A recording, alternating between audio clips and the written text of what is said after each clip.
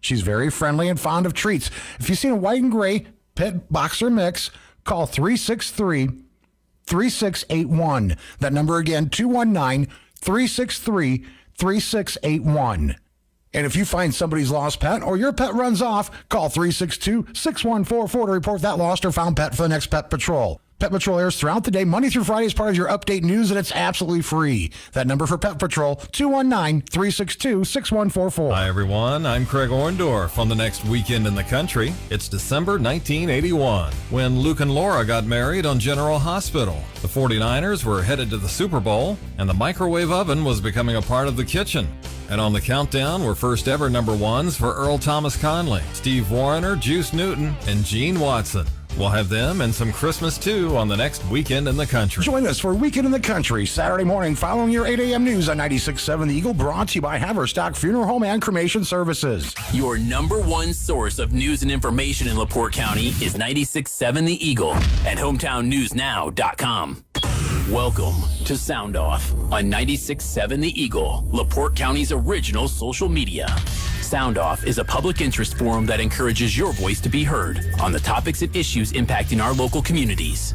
For the next 30 minutes, we invite you to be part of the conversation by calling 219-362-0522. And you can now text your questions to the Liquor Vault on-air line or by email to soundoff@967theeagle.com. This is a topic-based program, and we ask that you keep your comments brief, concise, and related to the topic being discussed. The views expressed on Sound Off are those of the hosts or callers and do not represent the opinion of 96.7 The Eagle, Spoon River Media, LLC, or the sponsors. The Liquor Vault on-air line is now open for your calls or texts at 219-362-0522. This is Sound Off on 96.7 The Eagle. Hello, friends. Welcome to Sound Off. My name's Nate Laux. It's a beautiful Friday, December 3rd outside. Not really. It's getting a little colder, but let's all stay as positive as we can. You probably already heard my Fighting Irish hired a coach. We're very excited about it. So I'm on cloud nine. We've got State Representative Jim Pressel here with the show. We're going to have a great episode today. If you have a question for State Representative Jim Pressel, you're welcome to call or text the Liquor Vault on air line at 219-362-0522. If you're a regular listener and you've not put that phone number into your phone and programmed it in there, I'm going to say this, and I hope you don't get too hurt. I'm disappointed in you. So put that in your phone, 219-362-0522. Call us, text us. We'd love to hear from you today. Maybe you've got a question about what's happening down in the State House. Maybe you've got something you'd like to see happen next legislative session. We'd love to talk about it. State Representative Pressel. How are you, buddy? I'm doing all right, Nate. Thanks for having me on. It's a pleasure, as always, to be here. Yeah, now many people might not know. You and I go back a couple years, don't we? We go back a long time. So I knew Nate back in probably in elementary school days. Yeah. People say, well, you've known Jim a long time, and that must mean you get a lot of like perks. And I said, no, and that's not Jim's style. He doesn't give me any perks. If anything, he gives me a harder time. So I do, because I knew you before you were a radio personality. Way before. So I've got some stories too. Yeah, good to have you on the show today. It really is. So you've got legislative session coming up. You've got election year coming up. You've got all of these things that are happening in 2022. How is your 2021 ending? You know, it's been a busy year. It's been a very busy year. It seems like we're trying to make up for the loss of what we didn't get done in 2020 in 2021. So Jim Pressel's personal business and life has been extremely busy, but the legislator, Jim Pressel, I feel like I'm a full-time legislator. We continue to have all kinds of new challenges that we've just never faced before, and it's wrapping up an extremely busy time. So you say you feel like a full-time legislator, and there's talk, obviously, and there's been talk before, but there was talk again about maybe making the legislator, just like the federal government, just like some other states have it, a full-time legislator. Do you have any opinions on that? I do. I think that's a terrible idea, and I'll just be real blunt about it. So I think what's great about Indiana and our General Assembly and our legislature is we are part-time, and we only meet January through April and do the budget, and we only meet January through the middle of March, is what we're about to go into. And when that was originally set up that way, it was because the second session of the 2-year term was to take care of any unintended consequences or emergency actions, anything like that just had to be dealt with, couldn't wait another year. And it's kind of morphed into we are getting closer and closer to becoming a full-time General Assembly, and that scares me. It doesn't work out well in D.C. We've got a lot of gridlock out there, and we've got a lot of full-time politicians. And some would say that's a good thing, and I don't believe that to be true. So in Indiana, we have a citizen legislature. So we're there when we're supposed to be in session, and then we come home and we participate in the community, and we have our normal life or our day job, and I'm a home builder in my real life, and I bring those qualities or that expertise to the General Assembly. And if we were to go into a full-time legislature, you're going to lose that, and you are going to have people that are just in Indianapolis all the time. So I don't see any good coming out of that. We've got State Representative Jim Prussell on the show today. The Liquor Vault on air line is 219-362-0522. If you've got a question, feel free to call it or text us. Now, this question came in before you were even here, so let's get to this one first. I am tormented by several phone calls from telemarketers every weekday. I'm on the do not call list. The caller ID for most of these phone calls is not the true phone number of the caller. It is a phony, made-up name and number of the caller. As a utility company doing business in Indiana, I would like you to regulate to require Frontier Telephone Company to not allow false information on the caller ID. It would either be the real phone number of the caller or no phone number at all. Why do I have to let the telephone ring and ring to see if it's a genuine caller who leaves a message? Answering the phone is worse yet with their fear tactics. It just won't stop. You know what? And I agree with what you're saying there. I mean, I get those calls. I get text messages now all of a sudden from random numbers that say that we're working on your unemployment case, and I've not applied for unemployment. And then I get them from utility companies, and we've all heard from Susie wanting to update my car warranty, right? So the fact of it is, I mean, they're very hard to stop. So the Attorney General, so I've been let me back up a little bit. So this will be going into my 6th year in the General Assembly. So every year we nibble away at what we think is prosecutable or what can stop it or stop it a little bit more. And we typically go through the Attorney General's office on there. We want to move something that they can follow up on, right? I'd like to see it all go away. The reality of that is that's not going to happen. So technology is hard to stay in front of, and that's probably the biggest problem. So a lot of these spoof calls, a lot of these random calls, the text messages originate outside of the country. And before the FCC has an opportunity to track them down or pinpoint them, they're gone. They're somewhere else. So one of the theories or one thought a legislator out of Southern Indiana came up with last year, and I hope that they offer this bill, is to put a penalty on the company that some of these people are calling for. So the fraud ones, there's not a lot, just be aware. Those folks are out there. But the ones that are actually selling something, the ones that are tormenting you with, Susie calling about your car warranty. So if we put that penalty on the company that they're selling for, I think we get a lot more response. So hopefully we can get that done. All right, let's get to our first caller of the day. Hey, thanks so much for waiting on the line. You got Jim Prussell in the studio. What's your question for the representative? Thank you for coming on this afternoon, Mr. Prussell. This is Steve Hollifield. Steve Hollifield, good morning or good afternoon to you. Hey, I put together some kind of list so I come down next month and speak with you. My question today concerns locally here. They're fixating, first let me preface this, no one is saying that the majority of the county employees do not deserve a raise. But how they're going to pay for this is another subject, and it sounds like it keeps getting bantered about of another higher income tax or a new tax for the county. A council member said he would look into the possibility of a referendum on that. No answer back. I don't know if he was told not to or if he got busy or what. Do we start that at the state level or what to put this new tax on a referendum to let the taxpayers decide? So, possibly we can keep some of our own money, because if you guys get this accomplished, about the personal business tax relief, they're going to come looking for more money. So how would we go about trying to get this on a referendum? Thank you.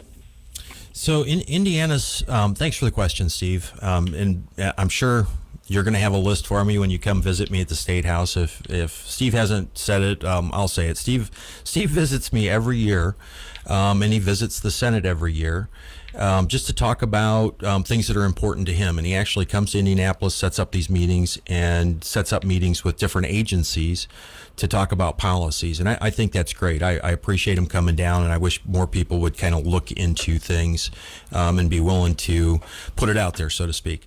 So for this, you're probably, I would assume, and I don't have any inside baseball on this, but I would assume that they're looking at maybe a lit tax or a low-it tax, to where they could just raise that tax locally here in the county. And they're possibly thinking about that as far as the business personal property tax going away, and they're going to need to plug that hole. So I don't think that starts at the state, but we're not a referendum state. So to get them to have them put that on a ballot, I'm not sure the process on it, but it would probably require legislation to get that on. I know it does when school corporations are going to do a referendum. Yeah, so referendums aren't really controlled locally then from the county government. You actually have to have probably something down to the state. Yeah, then. and I'm not 100% sure. I know with the school board stuff, that has to be done like that, or some school issues for referendums has to be done by the state. All right, we've got State Representative Jim Pressel on the show today in the studio. If you have a question, 219-362-0522. We're going to take our first break and be right back here on 96.7 The Eagle.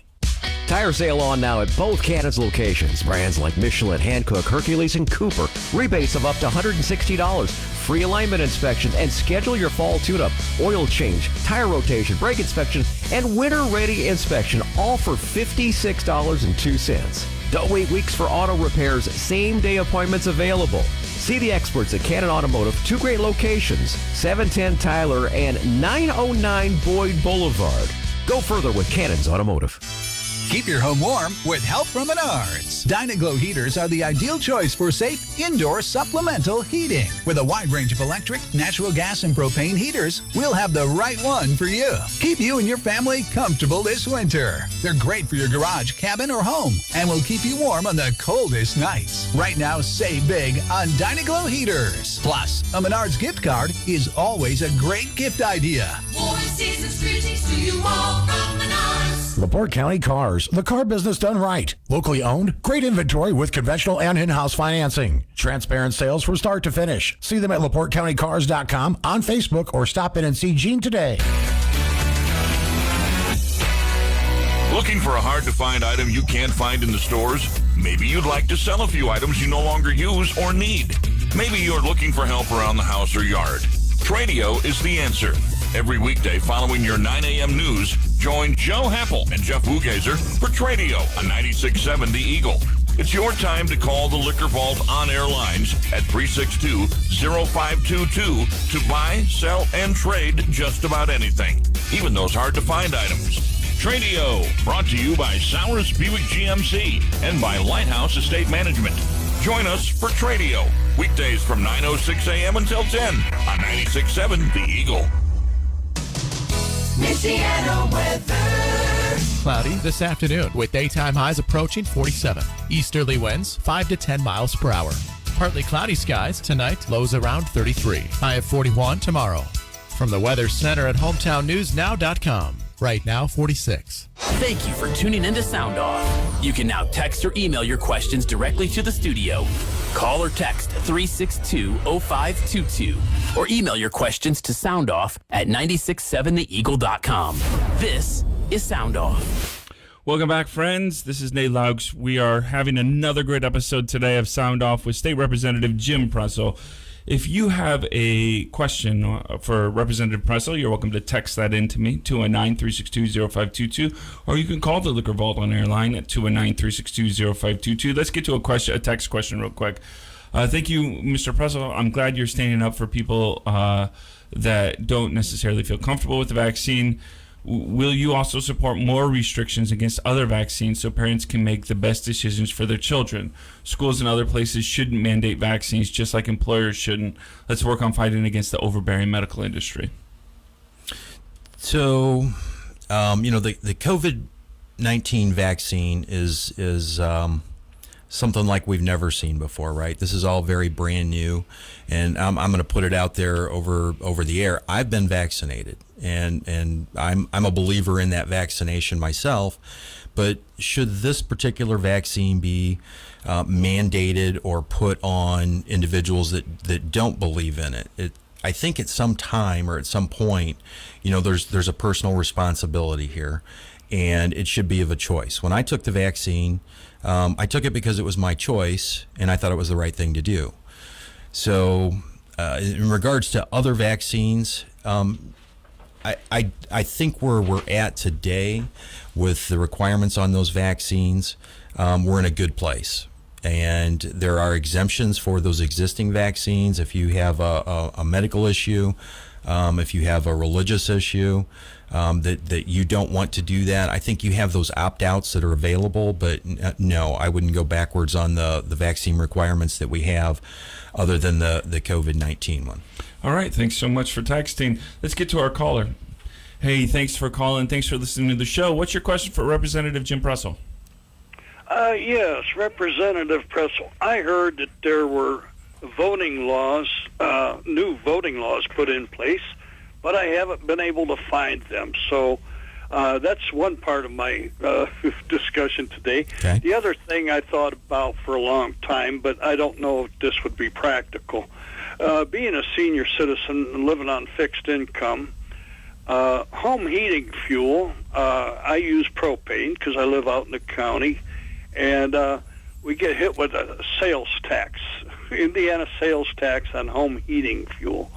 I thought about what it would be for an exemption for those 65 and older, but then again, I think that maybe the distributors would just increase the price of the fuel and we wouldn't gain anything there unless those corporations would be exempt from having to pay that as well. Any thoughts on these issues?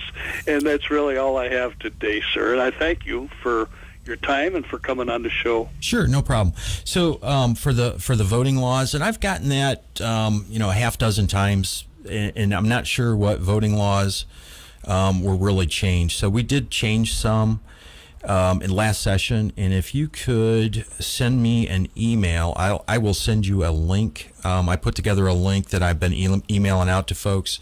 That's kind of like a shortcut to get to every one of the voting laws that were changed or modified in Indiana this last session. So it's real simple to get to. We put it in there with some bullet points. But if you could email me at h20@iga.gov, and I will get that out to you, and then you can see all of them. I think there were 9 or 10, if I remember right now. And as far as the sales tax on the home heating, I think that's a great idea. I'm going to look into it. Thanks for the idea there. That's not a bad idea at all. Yeah, kind of piggybacking on some of this idea thing that was just suggested to you. You are open to different ideas, and you've got a new survey going out, correct? I do, yeah. And if people should expect those in their mailboxes, I assume soon, if they haven't already. I believe they're out. They've been released, so they're online. I believe currently. And I'm not saying every elected official takes these surveys seriously, but you do, correct? I do. I put out 5 or 6 questions a year prior to session that I believe are topics that we're going to discuss in the General Assembly during session, and they're ones that I'm just kind of not sure of how the district feels about it. So I look at it. I absolutely look at all these. We tally them up. I see where people are at. I have a lot of folks that'll write comments onto them, and I do see all of those. And if you write me a comment, I comment back to you and try and answer the question the best you can. And it takes me a while to get through them. Sometimes you don't get my reply back until after session, but I do, and I take them to heart. So it's important that you fill these out. All right, here's a text we received. We've received a couple on the north-south corridor. I have anyway. The north-south corridor going around LaPorte is one of the primary goals for Mayor Tom Dermody, but he will need the state to buy into this plan for funding and approval. What are your thoughts? Do you support the corridor? Yeah, I support the corridor. I do. So he's going to need a little more support than just the state. So this is a big lift. It's a huge lift. So first and foremost, he's going to have to get the support at the county level. Then he's going to need federal dollars, and he's going to need state dollars. So I think it's a project worth pursuing. I see this as an opportunity to grow LaPorte in a good way and keep that hometown community. I drive through so many different communities that have these vibrant downtowns, and they just look so cool. They feel cool. You can get out and you can shop and you can move around. And I just don't see that anymore in LaPorte. And I think it's attributed to the traffic. So one thing I've always said is, this helps with the north-south, but let's have the conversation about east and west at the same time. So hopefully this will get a little bit farther down the road to continue those conversations. It helps with the economic development, especially in that Kingsbury area. So we keep picking away at what happens in my day it was KOP, the Kingsbury Ordnance Plant. Now I think we call it KID. So I get confused and use a different acronym. But one of the problems we have with attracting good business development down there is we don't have a good route to get up to the toll road. And this would absolutely create that route. So yeah, I think it's worth having the conversation, and I'm supportive at this point. All right, let's get to our caller. Thanks so much for calling. We've got State Representative Jim Pressel in the studio with us today on Sound Off. What's your question for the state representative? Good afternoon. Hello. Hey, good afternoon. Can you hear me? Yes, yeah, sir. We got you, buddy. Thank you. Great. Hey, so this is the first time, I think, in history that we've got 50-plus challengers to sitting members of the House of Representatives that are being primaried in this election. My question for Jim is, I appreciate the step of the bill, but my curiosity is, instead of letting Holcomb sit in a king's chair and giving him what he wants in a bill, why doesn't the supermajority of Republicans or supermajority of the representatives just vote and say, no, you're not continuing the state of emergency. We're ending it right now. We're the legislature and you're not. Just curious why that is. Why are we giving this guy what he wants like he's some kind of a king that can hold people in a state of emergency? It's absolutely ridiculous. Why we should be more like Florida. I appreciate your time. Thank you. Hey, real quick, I do want to inform our listeners, just because there were some things in there Sure. that I think he's talking about the new bill that's going to be coming in January that is going to limit the executive power or end the emergency declaration for COVID-19, these kind of things. And the state representatives and the Senate are talking about getting rid of that kind of thing. So I think the question is why not just do it now? So, I mean, there's some issues with the General Assembly coming back in and just saying, hey, we're going to end the state of emergency and we're going to end the executive order. So if we were to have done that with not doing our homework and looking forward, the data that I have, and I got to believe the data is pretty correct, 450,000 Hoosiers would lose SNAP benefits. And that's not acceptable. So by doing it this way, we allow that to expire on its own. People are not going to lose their SNAP benefits, their Medicaid benefits, and these are enhanced. We've had quite a few folks through the COVID pandemic over the last 19 months that have been able to qualify for additional benefits that have truly helped out when schools aren't open, to help pay for food on the table. So, to do that, in my mind, would just be absolutely wrong. So the way we're going about doing this right now allows for those to expire, but we don't lose those benefits. So it gives the director of FSSA the opportunity to continue with that waiver process. So what does that So if all the things that were happening under the emergency declaration or an authorization are still happening, what does it help to end it?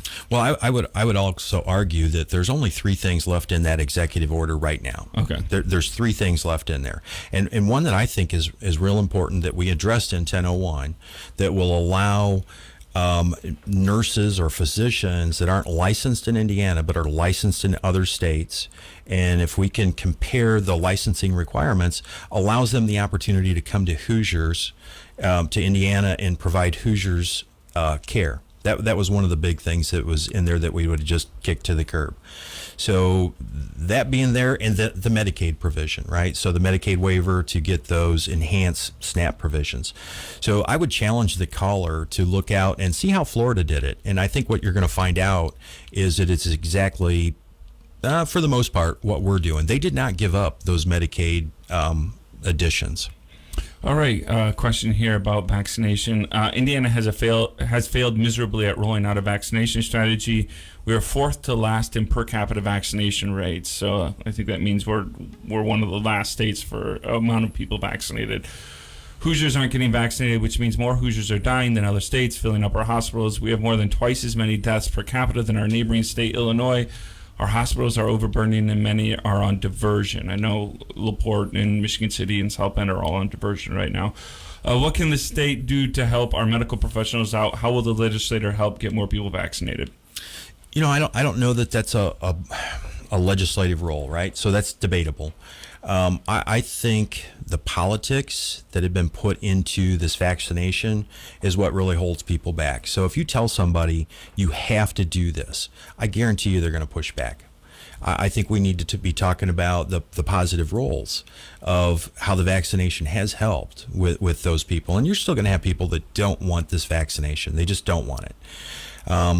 I don't know that it's government's role to tell them you're going to take this. It's so the pushback a little bit on Jim is we do tell other people they do need other vaccines though, right? We do that have been around for a very long time, and that have a proven track record. And I could be wrong. There's only one vaccination that's been FDA approved, and it's not even available in the States. Mm-hmm. So we're still working with an experimental drug, you might say. So I'm very leery to do that. So the vaccination is important. Like I said, I'm vaccinated. I did it. I see that value. And if you look at the numbers of people that are being hospitalized, that are dying, and I think you're going to see that like 92 to 94% of them are people that are unvaccinated. Mm-hmm. Yeah, I know in our local ICU, everyone that is in the ICU right now is unvaccinated. So, so then to go along with that, so if I hear you right, one of the things that is the concern is, again, with the new vaccine, all these kind of things, it's not necessarily approved perfectly. Once it's done that, do you think the state will support mandating that vaccine in schools and other things like that once it has gone through the, the testing that the other vaccines have went through? I don't know. I honestly don't know, and I'd hate to comment on that. And it's you kind of need to see that before you make that comment. I don't see the state getting out in front and saying we're going to mandate this. I just don't see that as an option. A big thing is the effects that it has on some people, right? So there's the opportunity for anytime we take a drug or a medicine. I mean, how many waivers have you signed that said, okay, this could be a bad outcome that you're going to get by taking this medicine? So it's everywhere. So I have a friend of mine that I met up with, a high school friend, and he took the first shot of the vaccine and he lost his hearing in his left ear. And I'm like, well, that's not good. So, with him and his doctor, they decided we're not going to do this, the second shot. So hopefully he gets his hearing back. But there are a lot of side effects out there that we're just not sure of yet. But what do you tell I know my wife works in the ICU. She's got nurses that are quitting and stuff. What do you tell to those people who are so overburdened for 2 years now and it's not getting any better? It's not getting any better. So what do you tell them? I don't have a good answer for that, Nate. I really, really don't. My hope would be that we could take the politics out of this. And at some point, personal responsibility's got to kick in. And I think if you take the politics out and quit forcing it, that I think you'd see more people change their mind about it. I really think that they're just pushing back. All right, we're going to take another break here today on Sound Off. I've appreciated the conversation with State Representative Jim Pressel, and we're going to get back to some more questions that you have through our text line, through our phone lines, 219-362-0522. Having a great time today. Thank you so much for listening, and keep listening to 96.7 The Eagle. Ben Conowitz here, LaPorte Seamless Gutter, 219-362-9972. Fall is here, and that means leaves and debris for your gutter system. We've got 3 separate types of gutter guard for your home. Leaves and debris come in all shapes and sizes. We don't need a one-size-fits-all for your gutter. Give us a call today for a free estimate at 219-362-9972, or you can visit us on the web, www.lpseamless.com. This week at Meijer, Santa Bucks are back, so you decide what's on sale. Save even more when you use Santa Bucks on top of great prices on things like December home lifelike trees for 20% off. LG 50-inch NanoCell 4K Smart TV for $499.99. Plus, get $75 off your next in-store purchase with coupon printed at checkout. And you can save $15 on your first Meijer home delivery or pickup order with code FIRST15. Exclusions apply. See all the deals in the Meijer app. Did you know that if you go long enough without an oil change, it could cost you your car? O'Brien's Battery and Tire, your one-stop automotive center, is also the home of the Oil Change Club. And when you buy 4 oil changes, your 5th one's free. The oil changes start at just $33.33 and include oil, filter, topping off fluids, and checking over the entire vehicle. Getting your oil changed has never been easier. Call O'Brien's Battery and Tire today, 872-7878, or stop by 3782 North Wozniak Road. When it comes to school delays and closings, you can always count on 96.7 The Eagle for fast, dependable, and accurate updates. Whether it's on the air, online, or social media, we keep you up to date whenever there is a closing or delay of the area schools. Closings and delays are brought to you by these fine sponsors: Flanagan Tire, Harmon E-Pools, Melt Kitchen, LaPorte Community Federal Credit Union, Milmar Buildings, Frank L. Kazai Funeral Home, Esling Chapel, Swanson Center, Allstate Prendergast Agency, and Castle Ford of Michigan City. For the latest in closings and delays, turn on your source for news, weather, and local information, 96.7 The Eagle. Your opinion matters. We invite you to share it by calling or texting the Liquor Vault on-air line at 362-0522. That's 362-0522. Now, back to Sound Off on 96.7 The Eagle. Welcome back to our final segment of Sound Off for the day. Glad to have you with us. We've got State Representative Jim Pressel with us in the studio, having a great conversation today. Let's get to another caller. Hey, thanks so much for waiting. Thanks for being on the show. What's your question for State Representative Jim Pressel? Hi. I had a question. I wondered why it has taken over 20 months to co-author, I should say, this bill to end the state of emergency. All right, thanks for calling. You kind of got me at a loss for words there. So I would say to that, early on, I think the governor did a good job. And I think the majority in the General Assembly think the governor did a good job, right? He had to navigate waters that there was no playbook for. So it's easy for all of us to look backwards and say, should have done this. Well, hindsight's 20/20. We are to the point right now where we can allow it to expire without any consequences. So I think taking some time, think about what you're doing and make sure it's the right choice is the way to go about doing it. All right, here's a question we received. Representative Pressel, it appears that the SCOTUS Supreme Court of the United States will likely give states more freedom regarding abortion laws. Do you have a position on abortion in Indiana? Do you believe in the sanctity of life and support a ban on all abortions from conception? I am pro-life. All right, let's get to another caller. Hey, welcome to the show. Thanks for calling. What's your question for Representative Pressel? Well, I wanted to let him know that I'm 79 years old, and I've lived through quite a few of these things like this COVID's doing. And because I remember when people started getting paralyzed because of, I can't even think of what it's called now. But over the years, I've gotten vaccinated by just about everything. And also, as soon as I could get the COVID shots, I went and got them. And I've even had a booster shot. And I don't understand why you can't get people to go, because we've all been through all this. Polio was big thing I was thinking about, because there was a lot of people had polio. My cousin had polio, and she was didn't have any, couldn't walk, and so it's just, I don't know how we can't get people to get busy and get their shots done. All right. I didn't get sick or hurt or anything from mine. All right. Well, thank you so much for calling. Do you have an opinion on? Again? No, I appreciate the insight. It's such a different time, and I get an opportunity to mention this every once in a while. So maybe I'll take the opportunity. It just seems like we are living in such an angry world right now. There's very little middle ground to even talk about. Everybody wants to be extreme in one direction or the other, and we're going nowhere fast with that. So I think we need to have some very calm discussions and realize that other people have points of view, and hear them out and listen to them, and let's find that middle ground and take away the politics of this particular issue.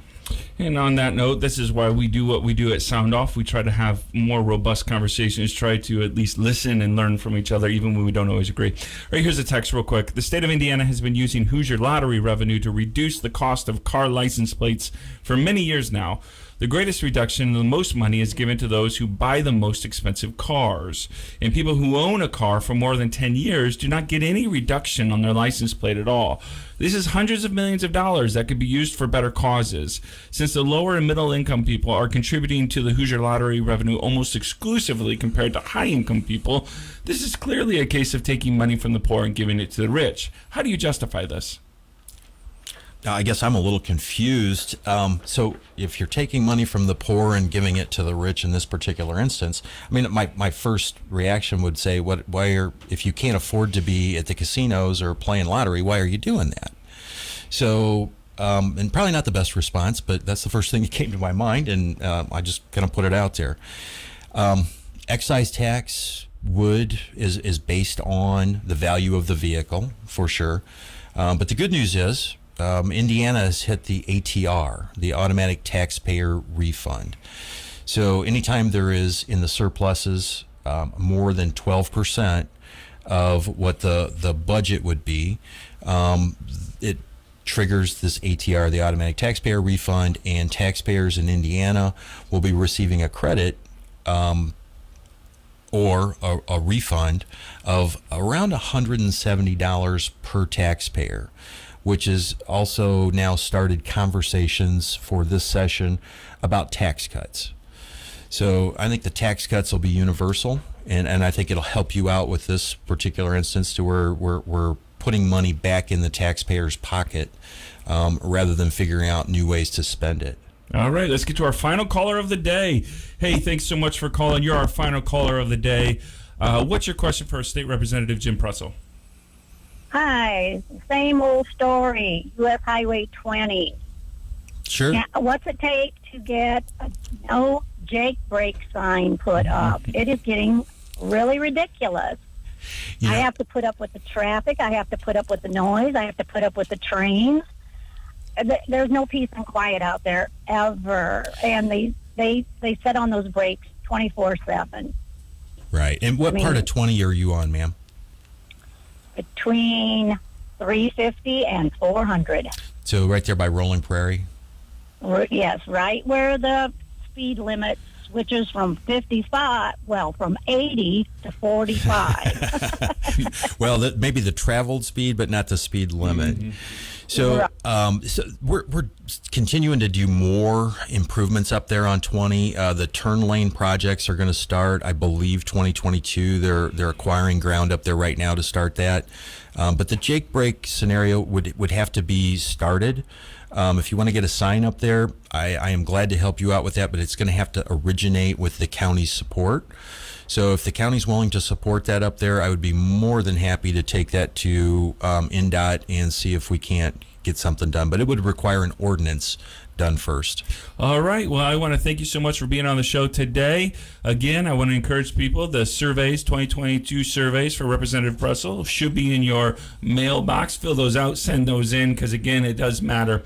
Thanks so much for Representative Pressel to be on the show. We'll get you back on as soon as we can. Thanks for listening. We'll be back on Monday right here on 96.7 The Eagle. Thank you for joining us and voicing your